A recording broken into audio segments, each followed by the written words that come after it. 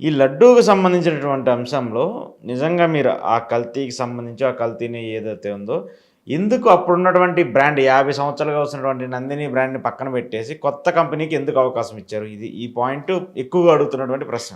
ఇక్కడ మీకు ఒకటి చెప్తాను. ఇక్కడ ప్రతి ఒక్కళ్ళలో కర్ణాటక మిల్క్ ఫెడరేషన్కి సంబంధించిన నందిని బ్రాండ్ 50 సంవత్సరాల నుంచి అంటున్నారు.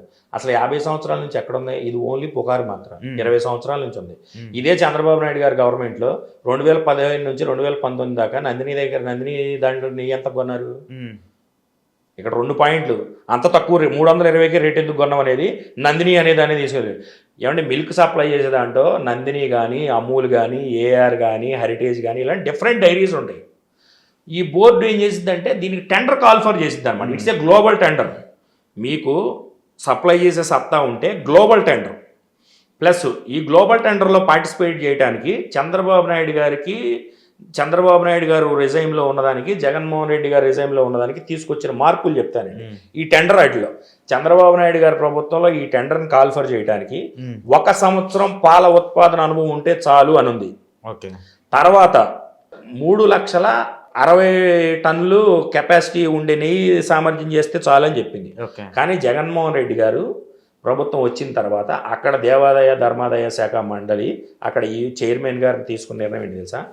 ఈ నెయ్యి ఉత్పత్తి చేసే సంస్థ ఏదైనా సరే మినిమం పాల ఉత్పాదక రంగంలో 5 సంవత్సరాల అనుభవం ఉండి తీరాలి అని చెప్పి ఒక అమెండ్మెంట్ తీసుకొచ్చారు. ఇది జగన్మోహన్ రెడ్డి గారి ప్రభుత్వంలో జరిగింది. అలాగే 5 లక్షల టన్నుల నెయ్యి ఉత్పాదన ప్రతి నెల ఉండేలా చర్యలు తీసుకోవాలి. అంటే 4-5 లక్షల లీటర్ల పాలు సేకరణ జరగాలి. దాని ప్రకారం ఈ నెయ్యి వస్తుంది. వీళ్ళందరూ అంటారు ఇన్ని లీటర్లకు అన్ని పాలు, అన్ని లీటర్లకు ఇంత నెయ్యి వస్తుంటారు. మనం ఎవరైనా సరే ఇప్పుడు మనకు మిల్క్ ప్రొక్యూర్ చేసేవాళ్ళు చిన్న చిన్న కేంద్రాలు ఉంటాయి. ఇవన్నీ శీతల కేంద్రాలకు వెళ్తాయి. అక్కడ నుంచి ఎక్కడైతే మిల్క్ ఫ్యాక్టరీలు ఉంటాయి అక్కడికి వెళ్ళిన తర్వాత ఫస్ట్ ఆ పాల నుంచి వెన్నదీస్తారు. మీకు డిఫరెంట్ టెంపరేచర్లో అది బాగా డిస్టిల్ అవుద్ది అనమాట. బాగా పెద్ద పెద్ద ఫ్యాన్స్ ఉంటాయి. మీకు విపరీతమైన శబ్దం వస్తుంది. ఆ ఫ్యాన్స్ సమ్ టెంపరేచర్లో నెయ్యి తీస్తారు. ఆ వెన్న తీస్తారు. నెయ్యి కాదు, వెన్న తీస్తారు. ఆ వెన్న తీసిన తర్వాత ఈ పాలను విక్రయం చేస్తారు. వెన్న తీసిన పాలు అట్లా పెట్టుకోరు. ఇప్పుడు మీరు పాలు తాగుతూ ఉంటాం, పాల ప్యాకెట్లో కొంటా ఉన్నాం కదా, టోన్డ్ మిల్క్, ఫ్యాట్ లేకుండా ఉండే మిల్క్ అని. ఈ ఫ్యాట్ లేకుండా మిల్క్ ద్వారా ఇది చేస్తారు. దానికి రేటుకి సంబంధం లేదు. ఇంకోటి రేటు విషయం మీకు చెప్తానండి. ఇదే ఏఆర్ అనేది గ్లోబల్ టెండర్లో పార్టిసిపేట్ చేసింది. వాళ్ళకి ఏదైతే అమెండ్మెంట్ ద్వారా వచ్చిన 5 సంవత్సరాల ఎక్స్పీరియన్స్ ఉంది. ఆ తర్వాత ఈ ఏదైతే ఈ గీ కెపాసిటీ కంట్రోల్ కూడా ఉంది వాళ్ళ దగ్గర ఉంది. ప్లస్ ఇంకొకటి వీళ్ళు రేటు డీవియేషన్ చెప్తున్నారు. నీకు 320 రూపాయలకే కల్తీ లేకుండా చేయకుండా ఇస్తారా అని అంటారు. మరి ఇదే చంద్రబాబు నాయుడు గారు 320 రూపాయలకే కల్తీ జరిగింది అనుకుంటే ఇతర హయాంలో ఒకానొక టైంలో 273 రూపాయలకే కిలో నెయ్యి పర్చేజ్ చేశారు. అప్పుడు కల్తీ జరగలేదా? అంటే అప్పుడున్న పరిస్థితులు ఇప్పుడున్న పరిస్థితి. అప్పుడు కాస్ట్ ఆఫ్ ప్రొడక్ట్ తక్కువ ఉంటుంది, ఇప్పుడు కాస్ట్ ఆఫ్ ప్రొడక్ట్ ఎక్కువ ఉంటుంది. కాస్ట్ ఆఫ్ ప్రొడక్ట్ ఏం పెరగదు సార్. మీకు ఒక చిన్న విషయం చెప్పాను. ఇక్కడ 2 విధాలు పర్చేజ్ ఉంటాయి. మీరు కేజీ కొంటే ఇప్పుడు మీ ఇంట్లో ఫంక్షన్ చేశారనుకోండి సార్, మీరు రెగ్యులర్గా 1 కేజీ పంచదార కొనుక్కొస్తారు. ఎంత ఉంటుంది? 100 రూపాయలు ఉందనుకున్నాం. అదే మీకు బల్క్లో 2 టన్నులు పంచదార కావాలంటే ఎంతకు వస్తుంది? సుమారు 82-83 రూపాయలకి వస్తాయి. పర్చేజ్ ఆఫ్ క్వాంటిటీని బట్టి రేట్స్ అనేవి డిసైడ్ అవుతుంది. అంటూ ఇంకోటి ఏంటంటే సార్, ఇప్పుడు నాకు బతుకుతుంది అనుకోండి, నాకు ఎంత కాస్ట్ పడుతుంది? నేను సపోజ్ నెయ్యి ఉత్పాదన చేస్తా ఉన్నాను అనుకోండి, నా ప్రోడక్ట్ నేను అమ్ముకోవాలనుకున్నప్పుడు నేను డెఫినెట్గా నాకు ఒక 5 లక్షల కేజీలు ఒకే చోట బల్క్గా వెళ్తుంది అనుకోండి, బయట నేను షిఫ్ట్ అక్కడక్కడ పాయింట్స్ వారి అమ్మటం కన్నా బల్క్లో నాకు వెళ్తుంది కానీ చెప్పి I go for a tender. It's a global tender. మీరు పార్టిసిపేట్ చేయొచ్చు, నేను పార్టిసిపేట్ చేయొచ్చు. డైరీ ఫామ్ ఉండి కెపాసిటీ, మిల్క్ ఫ్యాక్టరీ ఉండి కెపాసిటీ ఉన్నవాళ్ళు ఎవరైనా సరే మనం దాంట్లో పార్టిసిపేట్ చేయొచ్చు. అంటూ పార్టిసిపేట్ చేసిన తర్వాత దానికి ప్రొక్యూట్మెంట్ కమిటీలో మెంబర్స్ ఉంటారు. ఆ రోజు వీళ్ళు ఏదైతే ఆరోపణ చేస్తున్న ఇదిలో ఈరోజు వీళ్ళు పొత్తులో ఉండి బీజేపీలో మోడీ గారికి, అమిత్ షా గారికి అత్యంత సన్నిధుడైన వైద్యనాథన్ గారు ఈ పర్చేజ్ కమిటీలో సభ్యులు. అలాగే ఈరోజు కొవ్వూరు ఎమ్మెల్యేగా ఉన్న, తెలుగుదేశం ఎమ్మెల్యేగా ఉన్న వేమిరెడ్డి ప్రశాంతి గారు ఒక సభ్యురాలు. అలాగే ఈరోజు ఐఎన్పిఆర్ అండ్ హౌసింగ్ మినిస్టర్గా తెలుగుదేశం ప్రభుత్వంలో ప్రెసిడెంట్ ఉన్న కొలుసు పార్థసారథి గారు ఈ పర్చేజ్ కమిటీ మెంబర్స్. ఓకే, వాళ్ళు అప్రూవ్ చేసిన తర్వాతే ఇవన్నీ కూడా, ఈ పర్చేజ్ అదంతా కూడా వాళ్ళు అప్రూవ్ చేసిన తర్వాతే ఆ కంపెనీకి అనేది ఇవ్వడం జరిగింది. ఓకే, ఇంకొకటి, ఈ యొక్క నెయ్యి అనేది మనం ఏదో నెలలు స్టాక్ చేయడానికి ఉండదు. కొండపైన 7 రోజులు మాత్రమే స్టాక్ చేయడానికి ఉంటుంది. ఓకే, అది విషయం పక్కన పెడితే దీనికి ప్రతి ఒక్కదానికి ఒక టెస్టింగ్ రిపోర్ట్స్ ఉంటాయి సార్. మనం ప్రతి ఒక్కదానికి క్వాలిటీ కంట్రోల్ ఉంటుంది సార్. ప్రతి ఒక్క అవును, అంటే ఖచ్చితంగా. తిరుపతి లాంటి అంత పెద్ద ధార్మిక అక్కడే ఉన్నాయి కదా ల్యాబ్స్ అన్ని కూడా. క్వాలిటీ కంట్రోల్ సంస్థ అనేది ఉంటుంది. ఆ క్వాలిటీ కంట్రోల్ సంస్థ చెప్పిన తర్వాతే ఇలాంటి కార్యక్రమాలన్నీ ఇవన్నీ ఏదైతే నెయ్యి రావటం కానీ దాన్ని క్వాలిటీ కంట్రోల్ చేయటం కానీ ఈవో గారే చెప్పారు.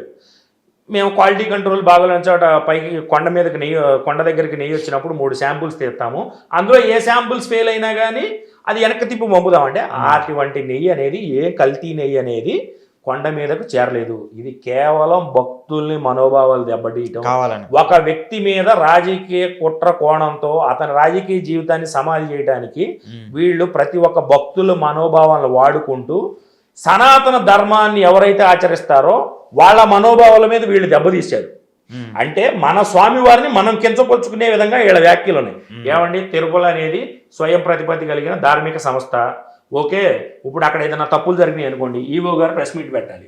చంద్రబాబు నాయుడు గారు ప్రెస్ మీట్ ఆయన 100 days జరిగిన దాని కార్యక్రమంలో ఎమ్మెల్యేలను అందరిని పిలిచి ఈ స్టేట్మెంట్ ఎక్కడ రిలీజ్ చేస్తారు. ఇప్పుడు ఆల్రెడీ ముందు ఈవో ప్రెస్ మీట్ పెట్టి మాట్లాడాడు. ఆయన ముందే ప్రెస్ మీట్ పెట్టి ఇదిగోండి ఈ లడ్డూకు పంపించినటువంటి నెయ్యిలో ఈ కెమికల్స్ వాడారు, లేదంటే అప్పుడు ఆయన చెప్పింది ఏంటంటే వెజిటేరియన్స్ సంబంధించిన ఆయిల్స్ ఉన్నాయి, లేదంటే డాల్డా లాంటి. చంద్రబాబు నాయుడు గారు స్టేట్మెంట్ ఇచ్చే వరకు ఈవో గారి నుంచి ఎటువంటి స్టేట్మెంట్ లేదు.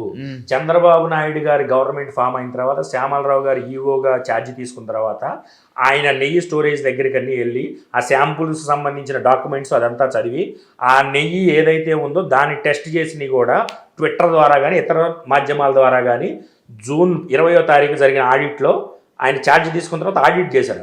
ఆడిట్కి సంబంధించి ప్రతి ఒక్కటి తీసుకుంటూ వస్తారనమాట. ప్రతి ఒక్కటి తీసుకుని వచ్చినప్పుడు అక్కడ అంతా సౌకర్యాలన్నీ బాగానే ఉన్నాయి, వచ్చే పదార్థాలు ఇవన్నీ కూడా గుడ్ క్వాలిటీ అన్నారు. సరే, వీళ్ళకి జూన్ 12న ఏదో వచ్చింది, జూన్ 12న టెస్ట్కి పంపించారు, జూన్ 17న ల్యాబ్కి పంపించారు, తీశారు శాంపుల్స్ 12 నుంచి 15 దాకా, 17 పంపించారు, 23 రిపోర్ట్. నీకు ఆ రోజు ఏదన్నా వీళ్ళు చెప్పినట్టు అడల్టరేటెడ్ ఫ్యాట్ కంటెంట్స్ ఆ గీలో ఇంక్లూడ్ అయి ఉంటే why you keep that report aside for till today?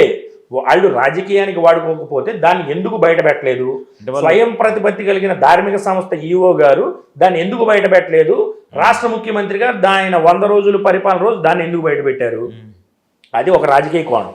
రెండోది ఏంటంటే సార్, వెంకటాద్రి సంస్థానం బ్రహ్మాండే నాస్తికించన వెంకటేశ్వర సమోదేవ నా భూతో నా భవిష్యత్తు. అర్థమైందా?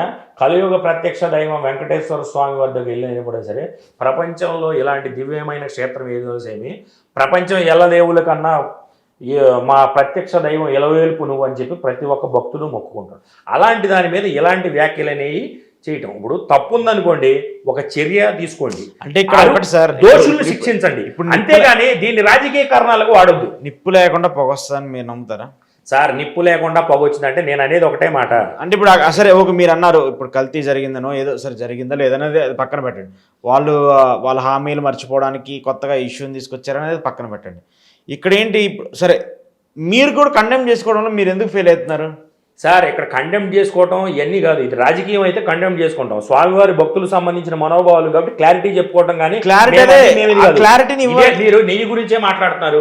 2015 నుంచి 2019 వరకు చంద్రబాబు నాయుడు గారి హయాంలో 15 సార్లు ట్యాంకర్లు రిజెక్ట్ అయి పంపిస్తే, అదే 2019 నుంచి 2024 జగన్మోహన్ రెడ్డి గారి టెర్న్యూర్లో 18 సార్లు ట్యాంకర్ టెస్ట్ క్వాలిఫై కాదని చెప్పి వీటిలో సరే వీళ్ళు ఏదైతే చేసే టెస్టులు ఉన్నాయో క్వాలిఫై కాదని చెప్పి పంపించారు. మీరు అలాంటి దాని మీద బురదలు వేయటం ఎందుకు?